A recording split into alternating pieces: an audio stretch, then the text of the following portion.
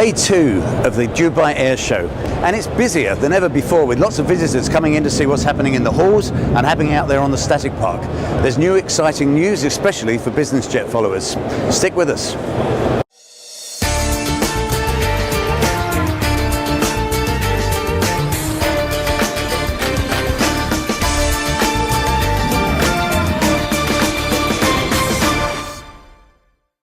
And here are the news headlines from day 2 of the Dubai Airshow. I'm Steve Nichols. A radical new approach right across the spectrum of the aviation industry will be essential if air transport is to retain its reputation for safe operations.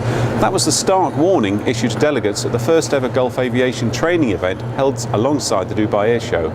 In the keynote address, the head of America's FAA, Randy Babbitt, told the conference that the industry needed 3 tenets: training, teamwork and leadership.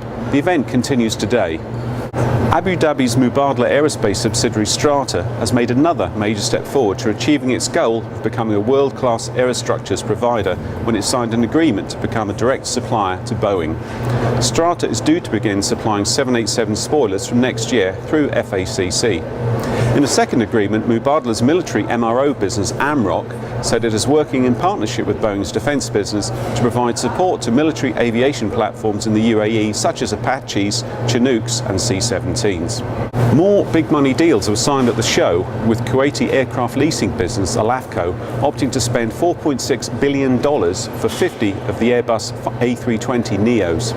The company also took out options for 30 more to be finalised by the end of this year. The engine choice will be announced today, and the aircraft are scheduled for delivery between 2017 and 2021. And finally, Raytheon has finished the installation and testing of its AutoTrack 3 air traffic management system at Dubai World Central's Al Maktoum International Airport. The 60 controller installation will now go through certification before coming operational next year. Meanwhile, Raytheon is delivering training, the company said at the show. The Raytheon system will provide air traffic control automation for the Dubai Terminal Airspace and Approach Control Services for Al Maktoum International, Dubai International, Sharjah International and Al Minhad Air Base.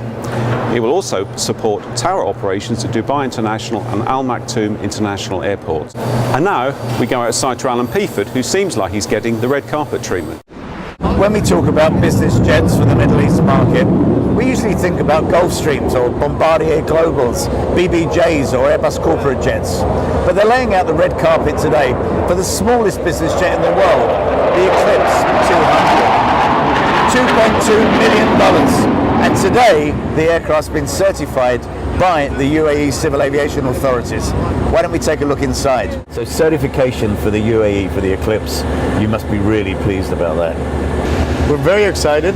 You actually know that we've been here for quite some time. When we were first exhibiting here, it was 2008. Eclipse was actually not doing very well then, and I remember one of the dailies said there are still believers in Eclipse. So what we try to do is show commitment by being here every year. And you know, this certification is a milestone for us that shows that we finally succeeded in creating a momentum in this region. What about the numbers? Are you going to sell aircraft here? Are you going to be successful with that? It's a great day for us because we just announced we have 5 orders, which is a start, but it's an important start because of who the customers are as well. One of them is a very prominent super rich, and one of the reasons why people were always asking us, why are you in this region? Because the region is known for their super rich, and they wouldn't typically, people assume, buy a smaller jet. But there's a fundamental flaw in that perception.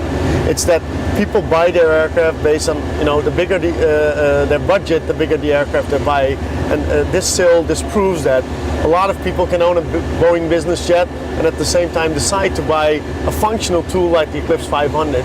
The fact that they are super rich doesn't mean they don't want to be business smart.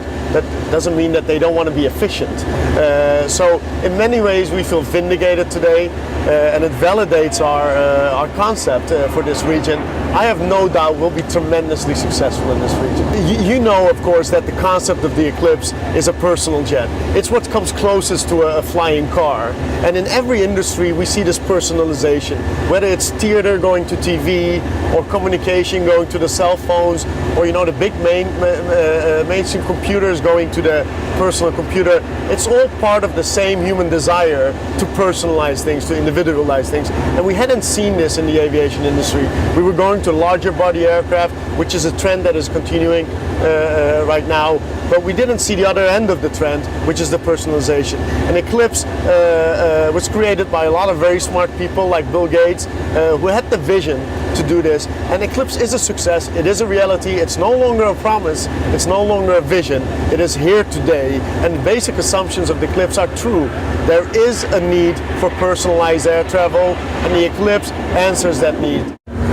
So we closed the door on the fixed wing story, but let's go and look at something really new at the show. That's MD Helicopters.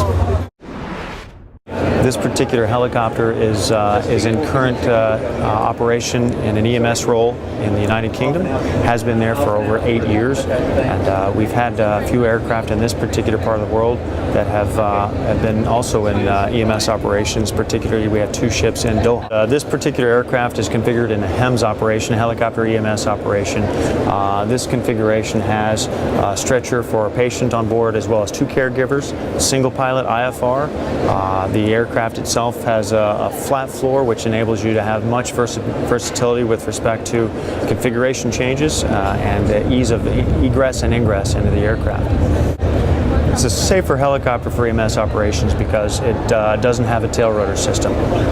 There are no issues with respect to anyone running into or walking into or backing into a tail rotor.